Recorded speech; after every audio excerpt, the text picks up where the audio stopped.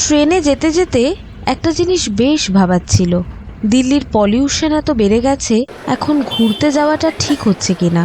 কিন্তু পৌঁছানোর পর যা দেখলাম,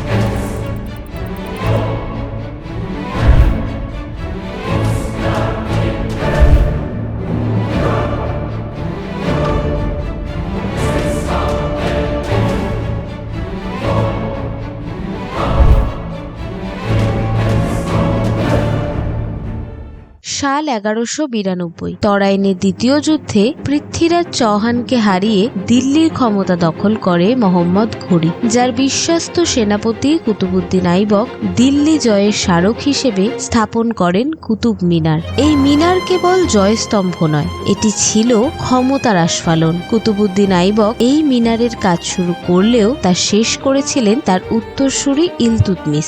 এর গায়ে খোদাই করা প্রতিটি নকশা জানান দেয় এক নতুন যুগের সূচনার। সময়ের সাথে সাথে দিল্লির শাসক বদলায়।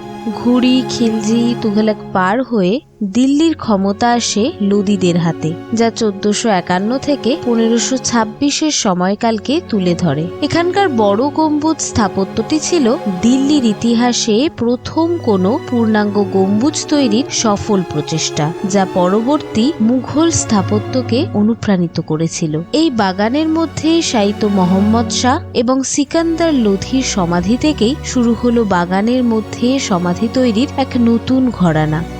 লোদিদের এই বাগানের মধ্যে সমাধি পূর্ণতা পেল মুঘল সম্রাট হুমায়ুনের সমাধিতে। হুমায়ুনের প্রথম স্ত্রী বেগা বেগম হুমায়ুনের জন্য এই বিশাল ইমারতটি নির্মাণ করেন, যা ছিল ভারতের প্রথম সমাধি উদ্যান, যেখানে জ্যামিতিক চারবাক পদ্ধতির নিখুঁত ব্যবহার করা হয়েছে। তখনও কেউ ভাবেনি এই পারস্য শৈলীর দ্বৈত গম্বুজ এবং লাল সাদা পাথরের বিন্যাসী কয়েক দশক পরে আগ্রার পৃথিবী বিখ্যাত তাজমহল তৈরির মূল ভিত্তি হয়ে দাঁড়াবে। সবার পরিচিত লালকেল্লার এই পশ্চিম প্রবেশপথের নাম লাহোরি গেট। এটি লাহোর শহরের দিকে মুখ করা হওয়ায় এই নামকরণ।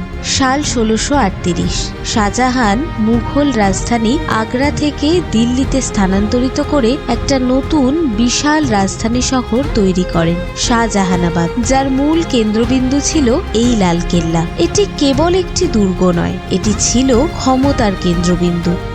লালকেল্লার ঠিক বিপরীতেই আকাশ ছুঁয়ে দাঁড়িয়ে আছে জামা মসজিদ। এটি মুঘল স্থাপত্যের অন্যতম নিদর্শন, যার বিশাল চত্বরে একসাথে প্রায় 25,000 পূর্ণার্থী প্রার্থনা করতে পারে। সাদা মার্বেল আর লাল পাথরের পর্যায়ক্রমিক রেখাগুলি মসজিদটির গম্বুজ আর মিনারে এক রাজকীয় ছন্দ তৈরি করেছে, যা বহু দূর থেকেই পথচারীদের দৃষ্টি আকর্ষণ করে। শাহজাহানের নির্মিত এই মসজিদ থেকে আজও যখন আজান ভেসে আসে, মনে হয় শাহজাহানের সেই রাজকীয় আভিজাত্য আজও জীবন্ত।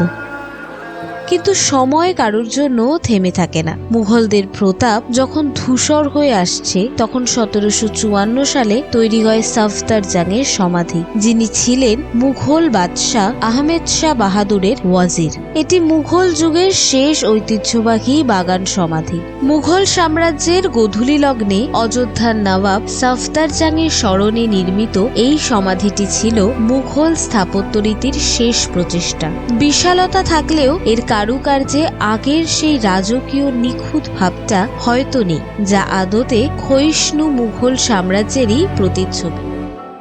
রাজদণ্ড বদলে গেল।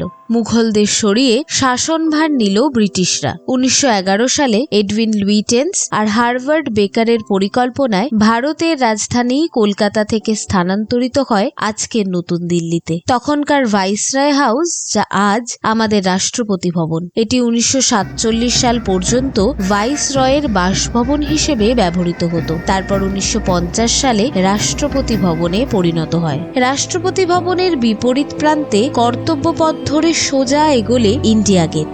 গেটটি আসলে একটি বিশাল মেমোরিয়াল আর্চ, যার গায়ে প্রথম বিশ্বযুদ্ধে শহীদ হওয়া 13,000-এরও বেশি ভারতীয় সৈনিকের নাম অমর হয়ে আছে। কুতুব মিনার থেকে ইন্ডিয়া গেট, দিল্লির প্রতিটি ইট এক একটা আলাদা যুগের সাক্ষী। পুরাতন ও নতুনের এক অদ্ভুত মেলবন্ধন এই শহর। এই শহরে প্রত্যক্ষদর্শী জামা মসজিদের আজান আর ইন্ডিয়া গেটের অমর জওয়ান জ্যোতির। সময়ের সাথে শাসক বদলেছে, সাম্রাজ্য ফুরিয়েছে, কিন্তু এই শহরের আভিজাত্য আজও কমেনি। ছোটবেলার স্কুলের বইয়ের পাতায় থাকা সাদা কালো ইতিহাসগুলো চোখের সামনে জীবন্ত রূপে দেখার এক অন্যরকম অনুভূতি।